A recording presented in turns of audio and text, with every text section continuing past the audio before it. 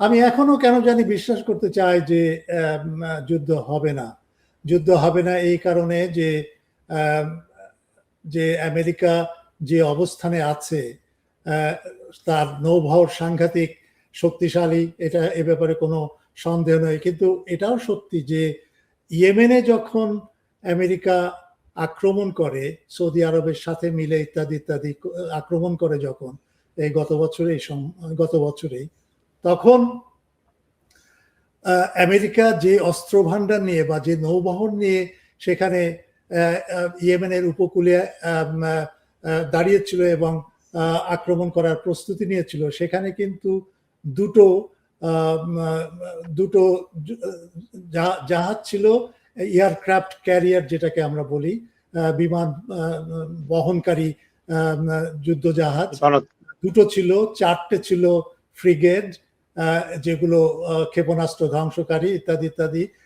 অর্থাৎ সেই সময় শক্তির পরিমাণ অনেক বেশি ছিল বলে বিশেষজ্ঞরা মনে করছে। এখন ইরানের উপকূলে যেটা আছে সেটা হচ্ছে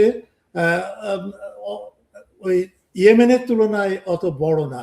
তো ইয়েমেনে কিন্তু আমেরিকা যে মার খেয়ে ফিরে এসছে, ইয়েমেন উচিত শিক্ষা দিয়েছে আমেরিকাকে, এবং আমেরিকা সেটা ভুলে যেতে চায়। কিন্তু আমি যদি এখন ইরানের উপকূলে আমেরিকা যে নৌবহর এবং আর্মাডা যে মোতায়েন করেছে, সেটার শক্তির দিক থেকে এখনো পর্যন্ত ওই শক্তির সাথে তুলনা করা যায় না।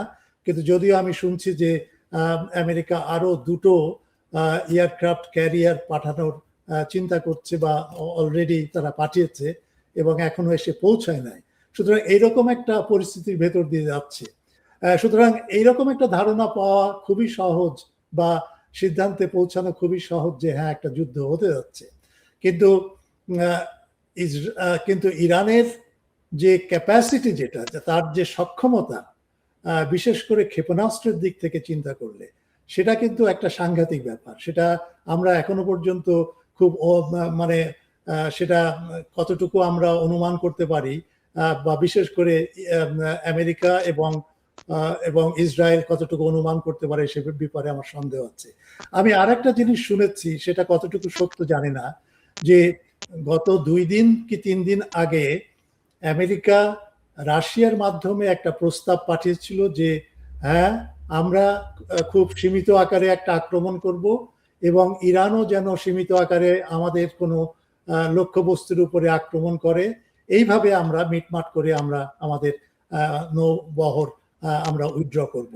ইরান বলে দিয়েছে না, সেটা সে করবে না, এরকম ভাবে যাবে না। কারণ ইরান অলরেডি লক্ষ্য করে দেখেছে যে যখনই একটা কনসেশন দেওয়া হয়েছে আমেরিকাকে, তার 6 মাস পরে আবার আমেরিকা ফিরে এসছে এবং আরো শক্তিশালী হয়ে ফিরে এসে ইরানকে আক্রমণ করতে চেয়েছে, ইরানের রাজনৈতিক পরিস্থিতিটাকে পরিবর্তন করতে চেয়েছে ইত্যাদি ইত্যাদি। ঠিক একই ধরনের প্রস্তাব গিয়েছিল ইসরায়েলের পক্ষ থেকে, এবং এটা কার মাধ্যমে গিয়েছে আমি জানি না, কিন্তু ইসরায়েলও একটা প্রস্তাব দিয়েছিল সম্ভবত রাশিয়ার মাধ্যমে, যে আমরা ইরানকে আক্রমণ করব না, সুতরাং ইরানও যেন আমাদের আক্রমণ না করে যদি আমেরিকার সাথে ইরানের কোনো যুদ্ধ বাঁধে, আমরা এখানে নেই, এইরকম একটা ধারণা দিয়ে তারা বলতে চেয়েছিল যেন ইরান যেন ইসরায়েলকে আক্রমণ না করে। সেটাও কিন্তু ইরান প্রত্যাখ্যান করে সোজাসুজি সরাসরি জানিয়ে দিয়েছে যে ইরানের যে কোনো একটা বস্তুকে যে কেউ আঘাত করলে বা আক্রমণ করলে ইরান প্রত্যুত্তর দেবে, এবং সেটা শুধু আমেরিকার লক্ষ্যবস্তুর উপরেই না, কেবলমাত্র ইসরায়েলকে আক্রমণ করবে না, আমেরিকার যে অর্থনৈতিক স্বার্থ আছে, বিশেষ করে সংযুক্ত আরব এমিরেতের দুবাই নগরীতে, সেখানেও আক্রমণ করবে, এরকম একটা ধারণা ইরান দিয়েছে।